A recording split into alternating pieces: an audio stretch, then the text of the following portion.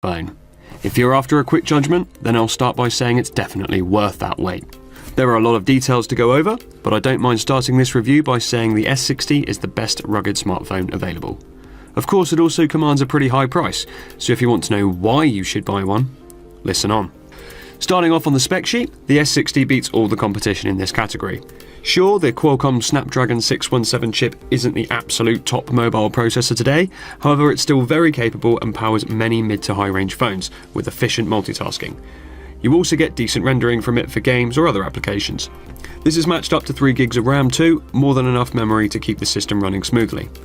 A generous 32 gigs of storage has been provided, plus the almost stock Android 6 installation allows for SD cards to be formatted as internal storage.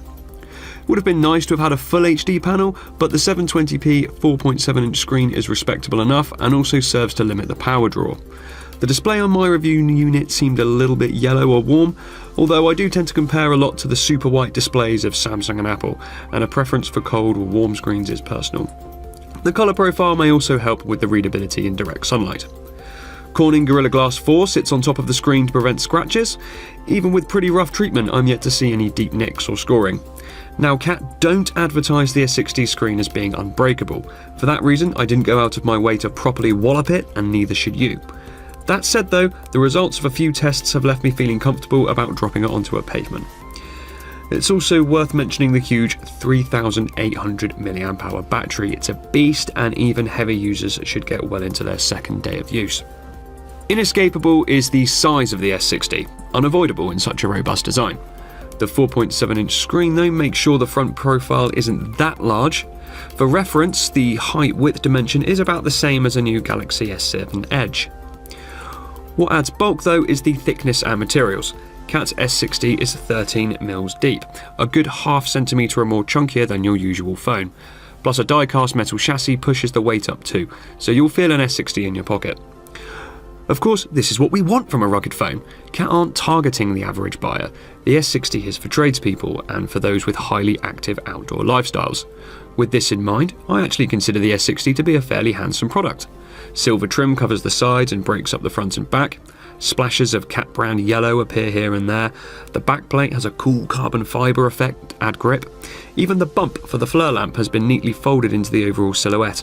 It seems a lot of thought has been put into the modelling of this phone. The Android system buttons are physical buttons with satisfying click and travel. The same is true of the volume, power and programmable key. Overall, the build is solid and inspires confidence that it will perform as advertised. Android 6 Marshmallow is installed and it's very close to stock, although there are a few tweaks and additional apps. All new Marshmallow features are present, including the permission structure, battery management and formatting SD cards as internal storage. In the settings, all usual Android options are available, with a couple of extras for setting functions for the programmable and SOS buttons. Compared to other lesser-known brands, Cat also tend to stay on top of updates. In the couple of weeks we've had the S60, there have already been 2 major downloads. In fact, Cat didn't want us to form any impressions until a specific update was available and installed. This strikes me as a company interested in making sure the consumer experience is a good one. A few added apps sit in the app drawer. The full written review underneath covers these in depth. Mostly these boil down into a hiking app with lots of useful on-the-screen information, an SOS messaging system, audio profiles, and an interesting personal assistant tool for pulling up info about the phone. You'll also find the App Toolbox, a sort of shopping window for finding new apps on Google Play. Specific apps are promoted, other links provide lists of popular apps for outdoor pursuits or particular industries. I actually really like this, and I think it shows the team behind the S60 thinking about their users. Google Play can be a confusing minefield to a novice user, so having this additional layer, whilst in some ways an abstraction, is a helpful addition. Now the FLIR camera is the big draw to the S60. If you're unaware of the technology, FLIR stands for Forward Looking Infrared. FLIR Systems are a company known for providing world-leading hardware utilising this technology. Their tech is traditionally developed for specific requirements, although recently popularised due to the FLIR One module for Android and iOS phones. This gadget won awards and brought thermal imaging technology to the masses with a well-designed combination of hardware and software. FLIR technology is built straight into the S60, and Cat have worked directly with FLIR systems to seamlessly integrate it. You'll also find a modified version of the FLIR app that works perfectly with the Android 6 version on the phone. The results are very good indeed. Even more impressive is that a dedicated FLIR 1 module would set you back about £200. Considering the overall price of the S60, an initially expensive phone becomes very good value for money. The technical specs of the FLIR camera are available online, so I won't repeat them here. Rest assured, we've tried the system out in a variety of locations and found the app to be solid and responsive, with the results clear and on par with example images and video recorded from a standalone FLIR 1. The FLIR app has a few options available for stills, video or time-lapse, and also allows you some customization in the colouring of the heat map overlay.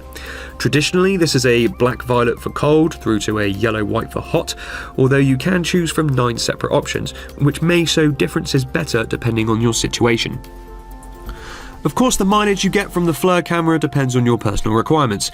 If you have no immediate use for it, then it becomes little more than a cool toy bundled with the phone, although a very cool toy at that, and something you may find fun or even practical uses for later. For others, there are undoubtedly hundreds of situations where the FLIR tech built into a smartphone can enhance their work or provide new opportunities. I'm a fan of companies trying something new. Often new hardware tricks get sidelined as gimmicks not long after announcement, but here is something different. Hats off to Cat for investing in a feature that sets their phone apart from the crowd. Moving on from the FLIR camera, the main cameras are pretty standard fare for a mid-range smartphone. The common 13 megapixel sensor matches up to many other consumer-level smartphones of similar price. By default, pictures are taken using the stock Google camera app, the same as if you booted up a new Nexus. This has improved a lot in the past 12 to 18 months. A few tweaks are available in the settings: variable image quality, adjustable ISO and exposure. The options aren't massively in-depth compared to a new Samsung, Sony or LG, however that is to be expected. The big names of consumer smartphones have had several years to develop their imaging software. Sticking to Google's app was a wiser decision for Cat than trying to develop their own. As you might expect from the stock app, the results are okay. You can get some very nice shots outdoors and in good conditions.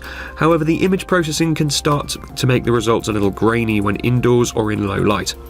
The settings can improve indoor or low light performance a little.